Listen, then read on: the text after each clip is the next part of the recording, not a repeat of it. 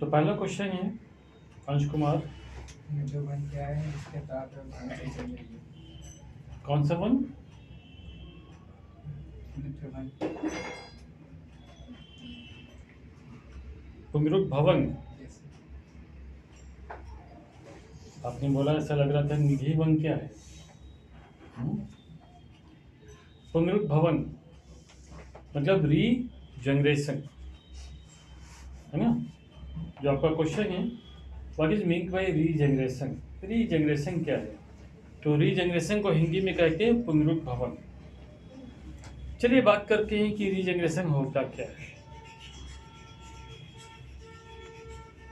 Regeneration मतलब regenerate होना। जब हम हाइड्रा, स्पंज जैसे जो जीव होते हैं उसके दो टुकड़े कर देते हैं, दो टुकड़े कट कर देते हैं। तो जैसे ही हम उनके टुकड़े कट करते हैं वो अपने शरीर की कमी को पूरा कर लेते हैं।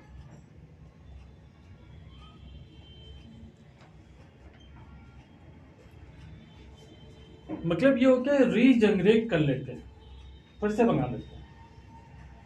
ऐसे ही आप केचुआ को ले लो, सितारा मछली को ले लो, छिपकली को ले लो। छिपकली को पूछ काट तो फिर से निकल आती है। रीजनरेट कर लेते हैं, ये दोबारा बना लेते हैं। इसी को रीजनरेशन कहते हैं। क्लियर हो गया? चलिए ध्यान दीजिएगा। Regeneration in organism like sponge, hydra extra. तो जीव जैसे कि स्पंज हो गया, हाइड्रा हो गया आदि में when cut into two or more parts, जब इनको दो या दो से ज्यादा पार्ट्स में कट कर देते हैं, each part compels its deficiencies, हर एक पार्ट अपनी कमी को पूरा कर लेता है, and form a complete organism, और एक संपूर्ण जीव बन जाता है। सिमिलरली इसी प्रकार से अर्थवॉर्म, धरती का कीड़ा यानी केचुआ, स्टारफिश, सितारा मछली extra, can also regenerate most part of their bodies, अपनी बॉडी के ज्यादातर पार्ट को रीजनरेट कर लेते हैं। जो कि प्रॉपर्टी ऑफ रीजनरेशन, रीजनरेशन के गुण के कारण body parts of different species of hydra can be join together. Hydra के जो डिफरेंट बॉडी पार्ट्स होते हैं वो आपस में ज्वाइन कर जाते हैं। This process is called grafting. इस प्रोसेस को हम लोग ग्राफ्टिंग यानी रोपण कहते हैं। क्लियर? अब बहुत सिंपल से शब्दों में बात करें भाई रीजनरेशन क्या है, तो रीजनरेट होना है। अब हाइड्रा ले लो, स्पंज ले लो, ऐसे जीव को अगर आप तोड़ दीजिए, बीच से काट दीजिए, कट कर दीजिए, दो टुकड़े कर दीजिए, वो फिर से अपने शरीर को पूरा बना लेंगे। इस प्रोसेस को रीजनरेशन है। क्लियर हो गया होगा? डायग्राम जरा देखिएगा, एक डायग्राम बना हुआ है इसी क्वेश्चन पे। बीच वाला डायग्राम देखिएगा। सबसे पहले किनारे वाला इस साइड में एक पूरा का पूरा आपका हाइड्रा है। बीच वाला देखिए दो टुकड़े में तोड़ दिया। लास्ट वाला देखिए दो अलग अलग हाइड्रा बन गए, कंप्लीट, है ना? तो ये क्या है? रीजनरेशन। 9th क्वेश्चन पर आ जाए। differentiate between regeneration and budding. Yes, Virat. Yes. Question. Differentiate between regeneration and budding. Okay, तो रीजनरेशन और बगिंग में डिफरेंस बताइए। तो रीजनरेशन तो अभी तो हमने बताया आप लोगों को, है ना? अब बगिंग की भी बात कर लेते हैं। बगिंग के बारे में जरा पढ़िएगा। In some lower multicellular organisms like Hydra, budding is found. The cell of the bud possesses the ability of regeneration. The bud develops as a projection on the body of Hydra due to regular division of cells. The bud separated from the Hydra's body and grows into an independent organism. Very जरा इसके diagram को भी देखिए। आप देख रहे हो यहाँ पर आपको एक हाइड्रा दिखाया गया। फर्स्ट वाले डायग्राम में देखिए छोटा सा बग निकला, सेकेंड वाले में देखिए बग थोड़ा बड़ा हुआ, थर्ड वाले में देखिए बग बड़ा होकर के पूरा का पूरा हाइड्रा ही बन गया, ठीक है ना।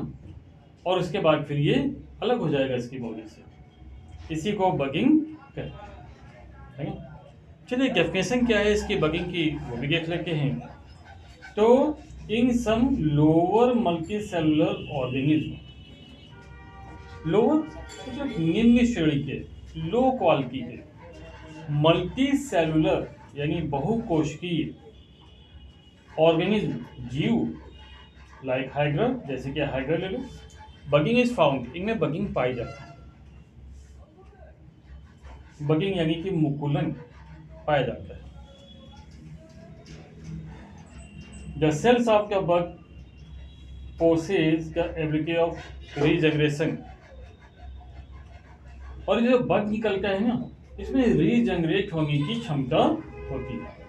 ये बग रीजनरेट करके पूरा का पूरा जीव बना सकता है। The bug develops as a projection on the body of hydra due to regular division of cells।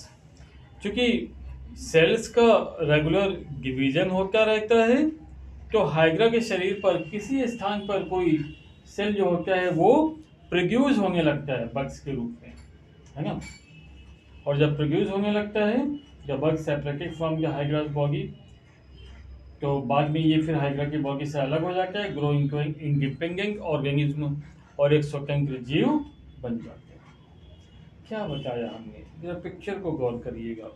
तो एक हाइड्रा है, उसमें से एक बग निकल रहा है, सेकेंड स्टेज में जाके बग डेवलप हो रहा है, थर्ड स्टेज में जब पूरा डेवलप हो गया तो वो बॉडी से, हाइड्रा की बॉडी से अलग हो गया, इसी को बोलते हैं बगिंग। क्लियर हो गया।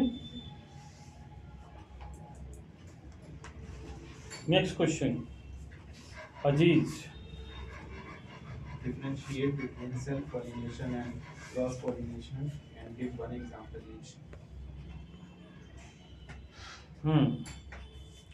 सेल्फ पॉलिनेशन यानी कि स्वपरागण, क्रॉस पॉलिनेशन यानी कि पर परागण। तो सेल्फ पॉलिनेशन क्या होता है? The flower must be bisexual, bisexual द्विलिंगी, तो फ्लावर का, फूल का द्विलिंगी होना आवश्यक है सेल्फ पॉलिनेशन के लिए, है ना। बाइसेक्सुअल द्विलिंगी का मतलब क्या होता है, जो फ्लावर का प्लांट है उसमें मेल भी है और उसमें फीमेल भी, दोनों, तो ये बाइसेक्सुअल हो जाता है। क्लियर हो गया। क्रॉस पॉलिनेशन क्या होता है, फ्लावर्स कैन बी बाइसेक्सुअल और यूनिसेक्सुअल। फ्लावर जो हो सकते हैं वो बाइसेक्सुअल मतलब द्विलिंगी भी हो सकते हैं, यूनिसेक्सुअल मतलब एक लिंगी भी हो सकते हैं। Mail and female flower can also be present on different plant, और मेल और फीमेल फ्लावर्स जो होते हैं वो अलग अलग प्लांट पर भी हो सकते हैं, है ना। यानी मेल का अलग प्लांट हो सकता है, फीमेल का अलग प्लांट हो सकता है, किसमें, क्रॉस पॉलिनेशन में। ठीक है ना। पॉलिनेशन क्या होता है, क्यों समझ रहे होगे। पॉलिनेशन क्या होता है, यानी कि जो बीज होते हैं, तो मेल का जो बीज होता है वो फीमेल में जाना, जिससे कि नया पौधा बन जाता है, इसे पॉलिनेशन कहते हैं, ठीक है ना। Self pollination,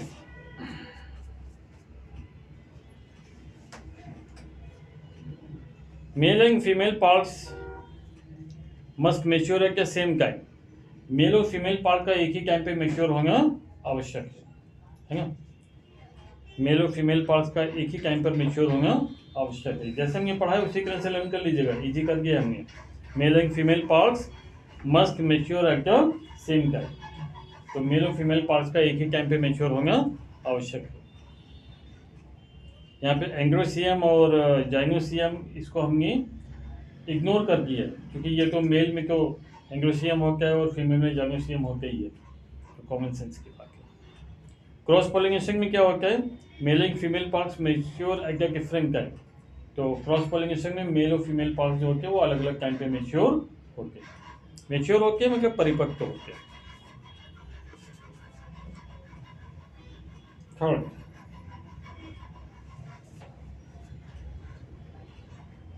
skimming and carpels are arranged in such a way that pollen grain easily reach stigma।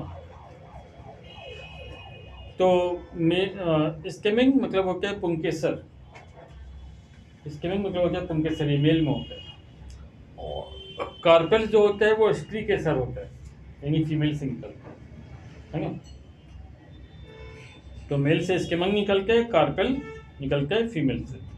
और अरेंज इन सच अ वे, इस प्रकार से ये अरेंज होते हैं फूल में, पुष्प में, that pollen grain easily reach stigma, कि जो pollen grains होते हैं यानी पराग के कण, वो आसानी से स्टिग्मा यानी वर्तिकाग्र में पहुंच जाते हैं। क्लियर। क्रॉस में क्या होता है? Often stamens and carpels are arranging such a way, यहाँ पर भी स्किमेंस और कार्पेल्स इस प्रकार से अरेंज होते हैं, स्किमेंस यानी पुंकेसर, कार्पेल्स यानी कि स्ट्रीकेसर, है ना, इस प्रकार से अरेंज होते हैं। That pollen grains can not reach the stigma of the same flower, कि जो pollen grains होते हैं यानी पराग के कण, वो पुष्प के वर्तिकाग्र तक नहीं पहुंच पाते। ठीक, तो जब नहीं पहुंच पाते कि इनको क्रॉस कराया जाता है, उसी को क्रॉस पॉलिनेशन कहते हैं। Self pollination, flowers are usually unattractive, small, scentless and nectarless. Flower जो होते हैं ना सेल्फ पॉलिनेशन वाले, वो अनअट्रैक्टिव होते हैं, आकर्षक नहीं होते, है ना। उसमें स्मॉल, सेंटलेस, उसमें खुशबू भी कम होती है, एंड नेक्टरलेस, और मकरंद यानी जो रस होता है वो भी कम होता है। क्लियर। तो ये सेल्फ पॉलिनेशन के कैसे हो गए, पहचान बता दी गई। क्रॉस पॉलिनेशन की बात करें, except for winged pollination, flowers are usually fragrant, attractive, large and arranging small clusters। तो क्रॉस पॉलिनेशन में जो फूल होते हैं वो कैसे होते हैं? वो फ्रेग्रेंट होते हैं, मतलब उसमें खुशबू होती है, अट्रैक्टिव होते हैं, आकर्षक होते हैं, देखने में अच्छे लगते हैं, और लार्ज होते हैं, बड़े बड़े होते हैं, और क्लस्टर्स में होते हैं यानी ग्रुप में होते हैं, समूह में होते हैं। क्लियर। फूलों का झुंड, clusters. Self pollination, some flowers remain close and never open. कुछ फ्लावर तो हमेशा क्लोज रहते हैं, कभी ओपन ही नहीं होते, कभी खुलते ही नहीं है, कभी खिलते ही नहीं है। कुछ फ्लावर्स हमेशा क्लोज रहते हैं, बंद रहते हैं, कभी खिलते ही नहीं है, जैसे पी, मटर के फ्लावर, है ना।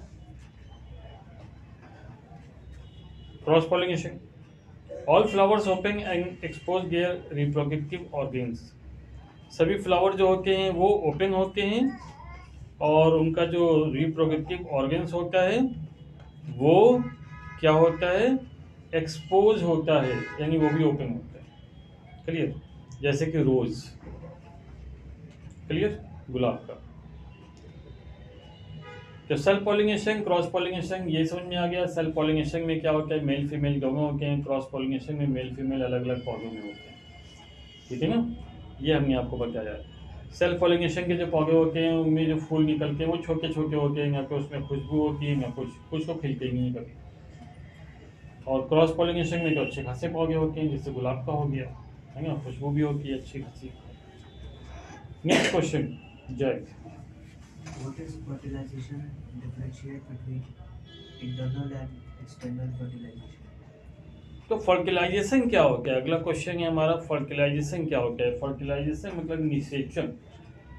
फर्टिलाइजेशन मतलब निषेचन, ठीक है ना। अब निषेचन क्या होता है? आपने देखा होगा जमीन में आप बीज डालते हो, जैसे आम के सीजन में होता है कि आम खाते हो और गुठली इधर उधर डाल देते हो, है ना, डस्टबिन में डाल दी या कहीं गमले में डाल दी, और गुठली में से जो पौधा निकल आता है उसी को हम लोग फर्टिलाइजेशन कहते हैं, निषेचन कहते हैं। समझ में आ गया होगा निषेचन क्या होता है, फर्टिलाइजेशन क्या होता है। तो जब चलिए आंसर पढ़िए। Fertilization. Fusion of male and female gametes to form zygote is called fertilization. When fertilization takes place in the body of an organism, it is called internal fertilization, as in birds and mammals. In external fertilization, the site of fertilization is outside the body, external water, as in fishes and frogs. ठीक है।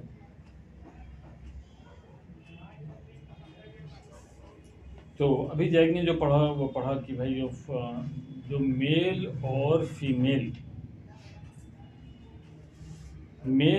Female के बीच में जो फुसन होता है, Phusan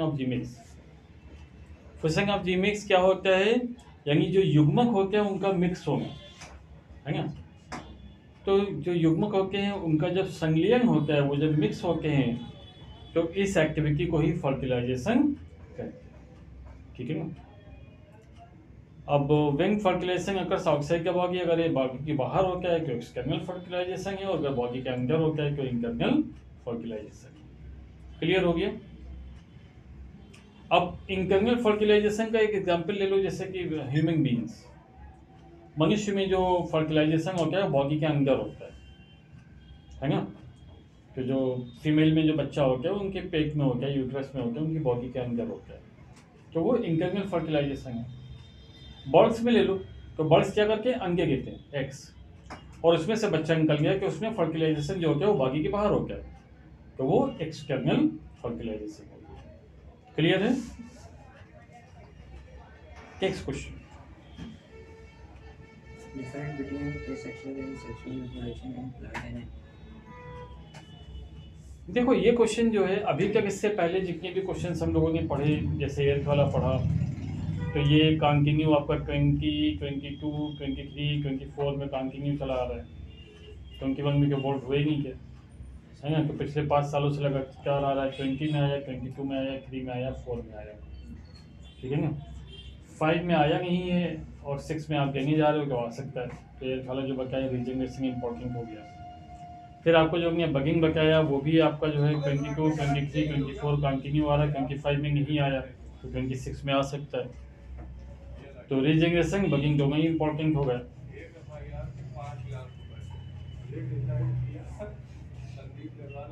self pollination, cross pollination की बात करें तो ये आपका 22 में आया, 24 में आया, तो 26 में आ सकता है। ये एक साल गैप करके आ रहा है, ये भी समझ में आ गया होगा आप लोगों को, है ना। अब इसका फ़ायदा कब मिलता है? फ़ायदा इसका तभी मिलेगा जब आप इसको लर्न करके जो हमने समझाया हुआ है उसको रिटिंग जरूर करोगे। ये बोर्ड में रिटिंग करना है। होता क्या है कि भाई देखो, टीचर को कोर्स तो कंप्लीट करना ही करना होता है, वो चाहे स्कूल हो चाहे कोचिंग हो, ठीक है ना। कोर्स कंप्लीट नहीं होता है तो फिर टीचर्स पे कंप्लेन आती है। बट हमारा वो तरीका नहीं है कि हम केवल कोर्स कंप्लीट करें। हम चाहते हैं कि कोर्स के साथ साथ आपके मार्कशीट में मार्क्स भी हों, और वो मार्क्स तभी होंगे जब आप उन क्वेश्चंस को रिटिंग करें, ठीक है ना। हर क्लास में कुछ बच्चे ऐसे हैं जो होमवर्क लगातार चेक कराते हैं। आप ये मान के चलो उनकी मार्कशीट आप देखिएगा, मार्कशीट में मार्क्स अच्छे खासे आपको दिखाई देंगे, उनके ग्रेड्स पूरे होंगे। कुछ बच्चे ऐसे हैं जो हर क्लास में पूछते हैं बेटा होमवर्क, सर वो हमने किया नहीं, वो हम भूल गए, वो दूसरी कॉपी में किया, कॉपी लाए नहीं है, बहाने, है ना। तो हम क्या, हमें इस बात से कोई फर्क पड़ता है? कोई फर्क नहीं पड़ता। फर्क किसे पड़ेगा? आपको पड़ेगा समझाना। फिर भी हमारा काम है कि आप इसको करिए। अगर आप अभी तक कोई गलती कर रहे हो तो अब मत करिए, है ना। आज से ही सुधर जाइए और आज से ही होमवर्क करना शुरू कर दीजिए, है ना। क्या बोलते हैं कहावत है कि सुबह का भूला शाम को वापस आ जाए तो उसे भूला नहीं कहते। तो कोई बात नहीं, अब तक होमवर्क नहीं किया कोई बात नहीं, अब करना शुरू कर दो। बहुत कुछ आप पा लोगे, आपके ग्रेड्स पूरे होंगे। और आपको भी पता है कि जब मार्कशीट में मार्क्स अच्छे आएंगे तो आपको पेरेंट्स से अपनी डिमांड पूरी कराने में भी हेल्प मिलेगी। आप उनसे जो मांगोगे वो आपको गिफ्ट भी मिलेंगे, है ना। और नहीं भी मिलते कि गिफ्ट के लिए कौन पढ़ता है? हम लोग पढ़ते हैं अपनी नॉलेज के लिए, ताकि हम अगर कॉम्पिटिशन एग्जाम्स में आगे जाएं तो हमारी मार्कशीट में परसेंटेज अच्छे हो, हमारी रैंकिंग अच्छी हो। अगर हम जॉब के लिए अप्लाई करते हैं तो वहाँ पर हमारा सिलेक्शन हो, नहीं तो हम कोई बिजनेस करते हैं कि हमारे पास नॉलेज के हो, समझ के हो, क्लियर है ना। तो पढ़ाई का मोटिव ये होता है, तो ध्यान दीजिएगा। चलिए अगले क्वेश्चन पर आते हैं। और अभी पढ़ा क्या हुसैन ने, asexual and sexual reproduction. Asexual मतलब जो सेक्सुअल नहीं है, और सेक्सुअल तो सेक्सुअल है ही है। सेक्सुअल क्या होता है, लैंगिक होता है। असेक्सुअल क्या होता है, अलैंगिक होता है। ठीक है ना। सेक्सुअल क्या होता है, लैंगिक होते हैं, मेल और फीमेल होते हैं। असेक्सुअल क्या होता है, अलैंगिक होता है, यानी इसमें मेल फीमेल नहीं होते हैं, या फिर एक ही में दो होते हैं, तो बाइसेक्सुअल हमने बताया था। चलिए तो इसका पहला पॉइंट पढ़िए। Offspring are produced by a single parent. Offspring are produce, तो ऑफ स्प्रिंग का मतलब होता है संतान, और संतान जो प्रोड्यूस होती है वो सिंगल पेरेंट से प्रोड्यूस होती है ना। यानी वही बताया था ना, बाइसेक्सुअल एक प्लांट है, फूल का पौधा है जिसमें मेल भी है और फीमेल भी है, तो सिंगल पेरेंट्स हो गया फिर तो। सेक्सुअल पढ़िए। Usually, two parents are required for the product of offspring. Of spring है कि संतान, संतान की उत्पत्ति के लिए दो पेरेंट्स की जरूरत होगी, एक मेल और दूसरा फीमेल। Sexual clear. सेक्सुअल यानी कि लैंगिक, तो लैंगिक में मेल और फीमेल दो लोगों की जरूरत होगी पेरेंट्स की। और असेक्सुअल अलैंगिक, उसमें पेरेंट्स एक ही होगा। ये क्लियर हो गया। नेक्स्ट पॉइंट पढ़िए। No gametes are involved. Those are developed are mitoticized. तो इसमें जीमेक्स की जरूरत ही नहीं होगी। जीमेक्स क्या होता है, युग्मक है ना। युग्मक क्या होता है, फीमेल से अंडा होता है, मेल से स्पर्म होता है, ठीक है ना, उनका मिक्स होना, तो उसे हम लोग फर्टिलाइजेशन कहते हैं, युग्मक कहते हैं, उसकी जरूरत ही नहीं होती इसमें। तो इसमें क्या होता है, माइटोटिक डिवीजन होता है।